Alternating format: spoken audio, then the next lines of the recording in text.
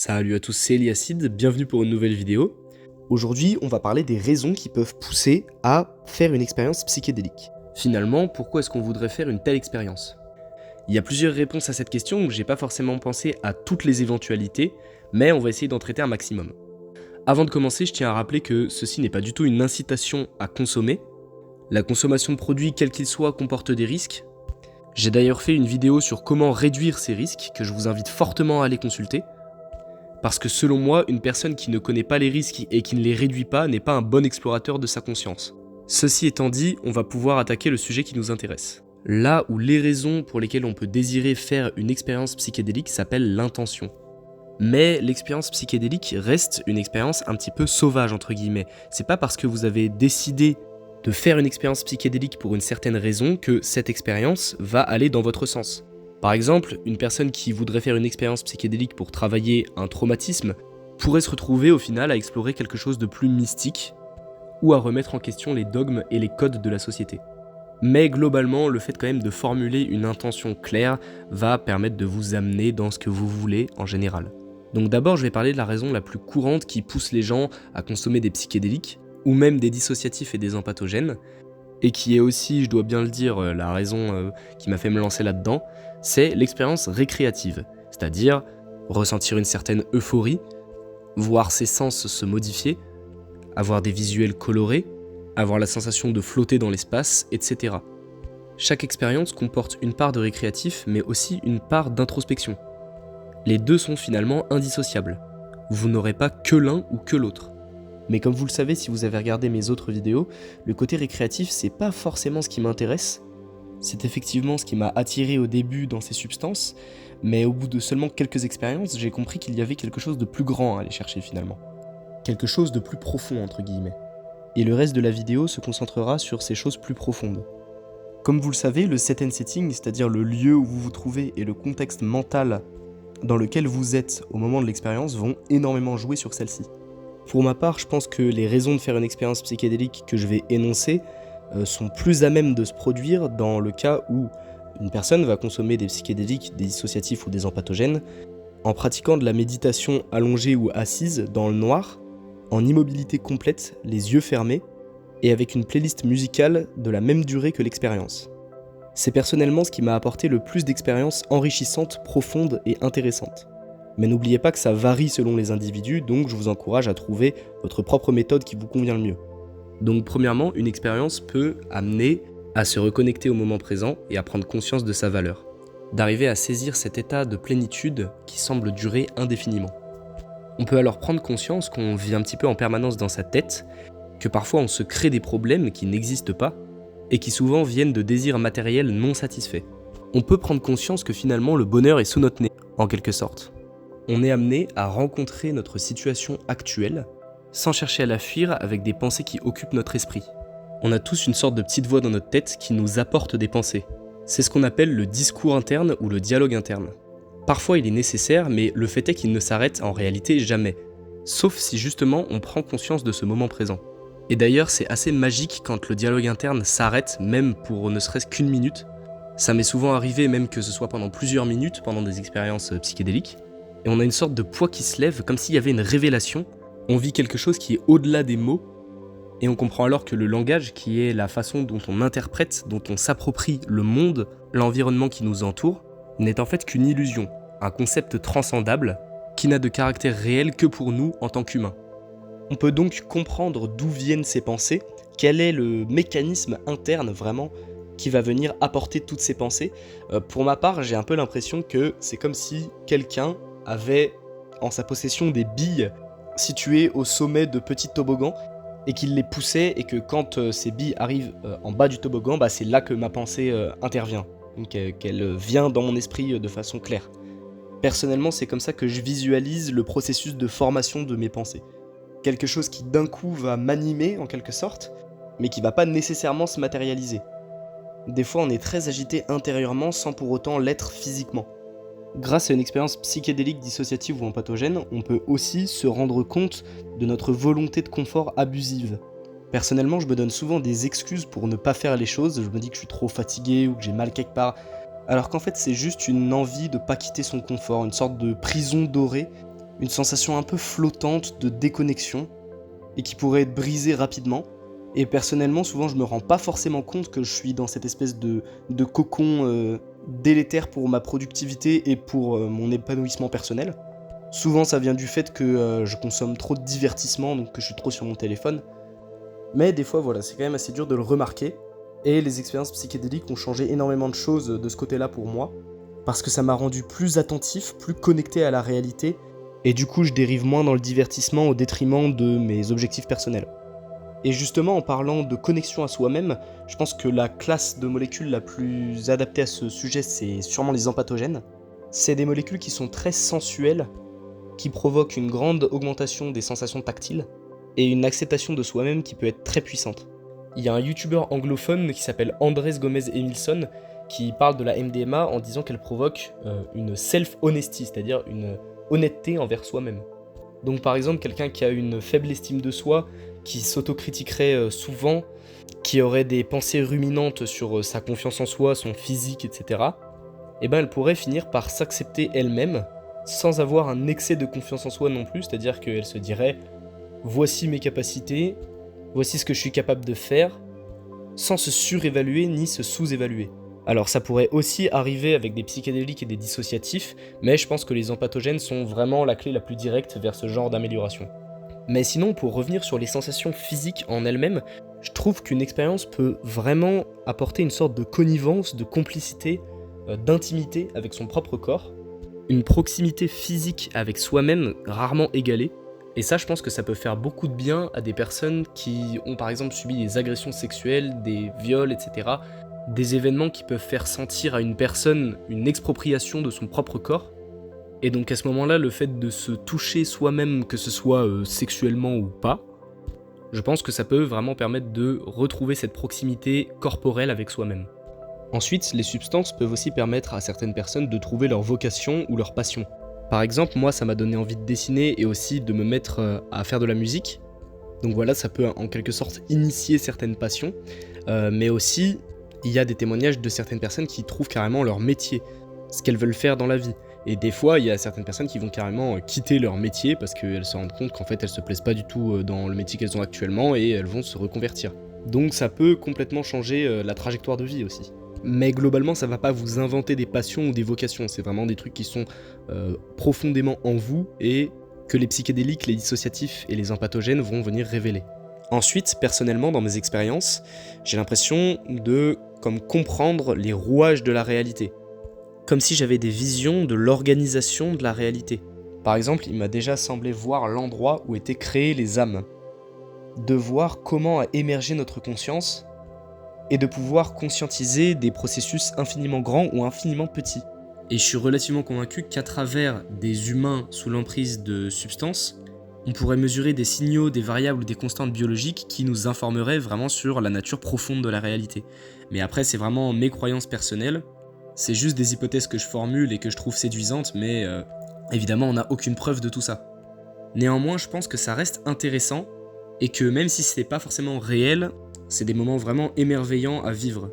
En fait, ce serait un petit peu comme avoir accès d'un coup à un savoir ancestral, universel et qui est au-delà des mots, qui peut pas vraiment se transmettre par le langage, qui ne peut pas être décrit par notre langage traditionnel. La forme sous laquelle le trip va nous présenter les mécanismes de la réalité va changer, donc c'est-à-dire par exemple, comme je disais juste avant, j'ai eu une vision de l'endroit où se fabriquent les âmes. Je l'ai vu d'une certaine façon, quelqu'un d'autre l'aurait vu d'une autre façon, différente, avec différentes couleurs, etc. Mais le fond reste le même. Et souvent dans les expériences, en tout cas les expériences puissantes, on va avoir une forme de dualité entre le tout et le rien.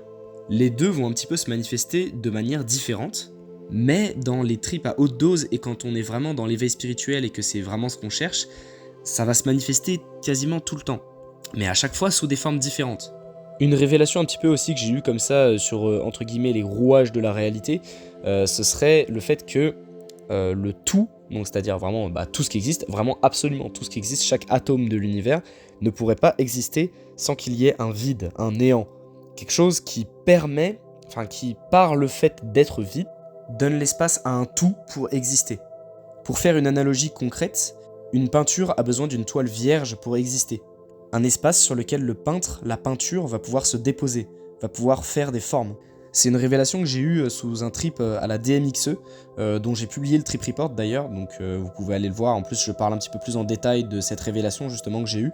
Donc voilà, je pense que les substances peuvent nous donner des réponses sur des trucs un petit peu ineffables, des réponses ancestrales sur le fonctionnement de l'univers, sans qu'on puisse réellement les décrypter avec des mots. Mais peut-être qu'un jour on y arrivera. Donc mes convictions personnelles me poussent à croire à ça, mais je ne m'avance pas scientifiquement, c'est-à-dire qu'on n'est pas encore sûr du tout. Il n'y a pas encore d'expérience sur ce plan-là au niveau des neurosciences, de la recherche en neurosciences. Et on espère fortement qu'un jour il y aura quelqu'un qui en fera. Ou en tout cas qui en fera plus que ce qu'on connaît déjà actuellement. Et je vous rassure, c'est ce que je projette de faire comme métier, donc voilà, normalement, pas de soucis, comptez sur moi. Ensuite, une expérience psychédélique peut aussi vous faire vivre des expériences sacrées, profondément intimes, presque religieuses dans leur aspect, dans leurs sensations, dans leur feeling, avec une impression, si l'expérience est bien dirigée, de découvrir d'où vient la conscience.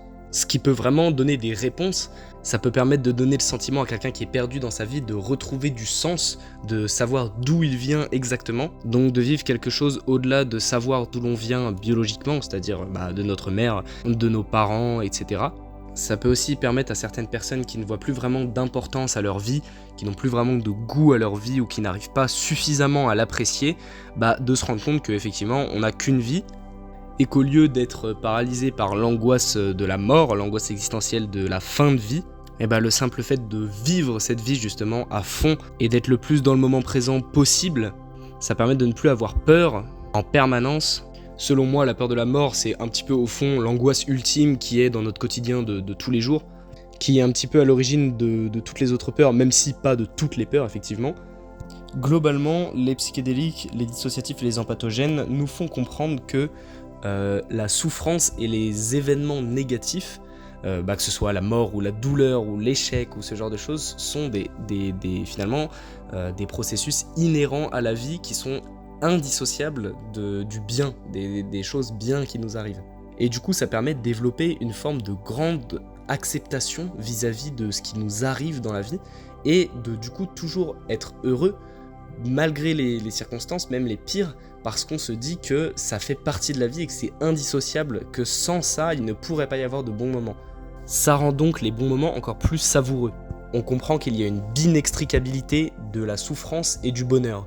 Binextricabilité étant évidemment un mot valise que je viens d'inventer, je trouve plutôt pas mal en vrai, je sais pas ce que vous en pensez, c'est-à-dire une inextricabilité entre deux choses. Et donc le fait d'accepter, d'avoir une grande acceptation vis-à-vis finalement de tout ce qui peut vous arriver dans la vie, ça crée évidemment beaucoup de paix intérieure. Puisque vous n'avez plus cette angoisse d'anticiper ce qui va arriver et comment vous allez y réagir, parce que vous ne vous préoccupez plus que du moment présent. Ensuite, une expérience peut aussi permettre de casser ces idées préconçues, les choses qu'on vous a appris depuis que vous êtes tout petit et qui sont pas forcément vraies. Par exemple, la drogue c'est mal, alors que non, la drogue c'est pas nécessairement mauvais, ça dépend de comment on consomme. Si vous avez intégré que vous êtes nul en maths, alors que pas forcément, c'est juste une idée préconçue, préfaite, ça peut aussi vous casser ce genre de choses, vous débloquer certaines choses. Ça s'explique par le fait que les psychédéliques font emprunter à notre cerveau de nouvelles voies neuronales, en créant des réseaux de neurones, c'est-à-dire en provoquant une neurogénèse. En tout cas ça a été prouvé pour le LSD et la psilocybine. Après pour les autres on n'est pas sûr, mais globalement on prend pas trop de risques en émettant l'hypothèse que ça fonctionne pareil. Et donc ça permet de remettre en question par exemple des rapports de domination dans la société, des rapports qui peuvent être vraiment intégrés, par exemple le rapport de domination homme-femme, le rapport de domination pauvre-riche. Les psychédéliques, c'est quelque chose de très subversif, c'est-à-dire que ça fait remettre en cause, remettre en question l'ordre établi. Ordre qui n'est pas toujours établi à juste titre. Ça permet aussi de se remettre en question sur notre façon d'agir, notre façon de nous comporter avec les autres. Par exemple, quelqu'un qui serait violent avec ses enfants, je sais pas, qui leur met des gifles ou quoi, il pourrait se rendre compte qu'effectivement c'est peut-être pas la meilleure façon d'agir, c'est peut-être pas la meilleure façon de leur inculquer des bonnes valeurs et du respect. Quelqu'un qui aurait des préjugés racistes, sexistes, homophobes, tout ce que vous voulez, ça pourrait le transformer finalement. Il pourrait s'apercevoir qu'en fait c'est des pures illusions de son esprit qui lui ont été inculquées par soit des médias, soit par ses propres parents, soit par son entourage, ses amis. Donc en réalité, une expérience psychédélique, c'est pas seulement bénéfique pour la personne qui consomme, mais c'est aussi bénéfique pour le monde entier finalement. Parce que ça donne des valeurs de tolérance, ça fait remettre en question des choses complètement absurdes. Ça développe vraiment l'amour envers les autres, l'empathie, la compréhension de la souffrance de l'autre. Parce que pendant une expérience, on peut très bien vivre par exemple des sentiments de rejet, on peut plus facilement se mettre dans la peau de personnes qui subissent des discriminations, parce que l'imagination est alors plus développée. C'est pas rare d'être traversé par toute la souffrance de l'humanité, par tous les vices de l'humanité, et donc ça nous rend profondément attentifs, même une fois l'expérience passée, à ce genre de choses. On comprend alors qu'on ne peut pas composer tout seul. Notre vie est interdépendante de celle des autres et il y a vraiment une réalisation concernant ça. Parce que c'est une chose de parler du vivre ensemble, mais il faut parler aussi de ses raisons et de pourquoi est-ce que c'est quelque chose de fondamental. Or, aujourd'hui, on est vraiment dans une logique d'individualisation le plus possible, de maximiser ses intérêts personnels, ce qui est parfaitement absurde. Donc potentiellement, l'enjeu de la consommation de psychédéliques, c'est une société qui va mieux, une société qui travaille plus main dans la main, une société plus collaborative. On entend souvent dire que c'est une utopie, mais comme les psychédéliques modifient littéralement notre cerveau dans ce sens, c'est tout à fait possible. Et j'ai envie de vous dire, quoi de plus beau qu'une société qui collabore, où les gens sont main dans la main, mènent des projets ensemble, etc. Enfin, je veux dire, il n'y a pas de plus belle version de l'humanité que ça. Selon moi, c'est littéralement notre mission sur Terre, et nous, on est là à essayer de maximiser notre argent et nos intérêts personnels. Ça, c'est partir du postulat que les biens matériels qu'on possède sont à l'origine de notre bonheur et que plus on en a, plus on serait heureux, ce qui est une hérésie fondamentale, et je vous invite à aller voir ma vidéo qui parle des désirs pour comprendre ça.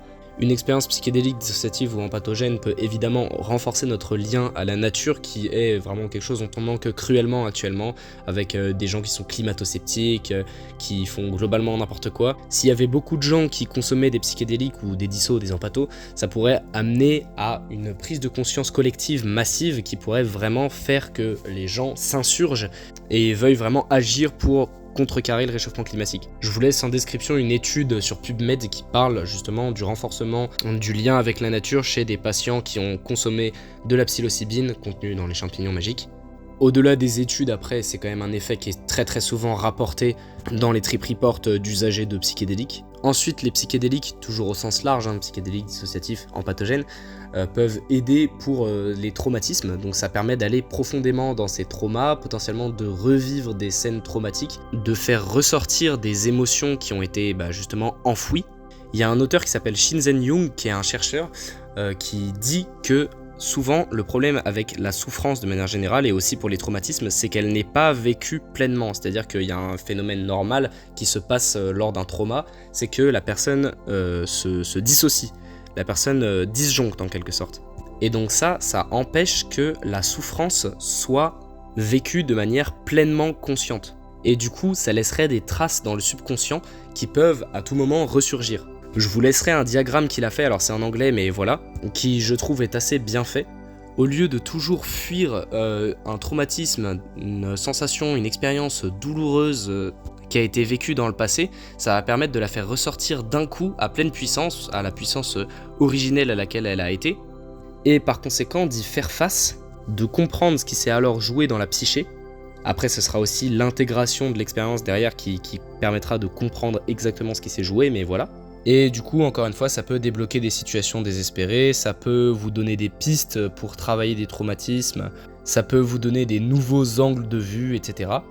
Et là encore, le fait de traiter ces traumatismes, le fait d'être au clair avec soi-même, ça permet d'avoir un meilleur rapport aux autres. Ça permet de ne pas reproduire des schémas toxiques auxquels on a été exposé, et ça baisse le niveau de souffrance globale de la population en augmentant aussi son niveau de bonheur. Parce que le traumatisme reste finalement une sorte de handicap psychique.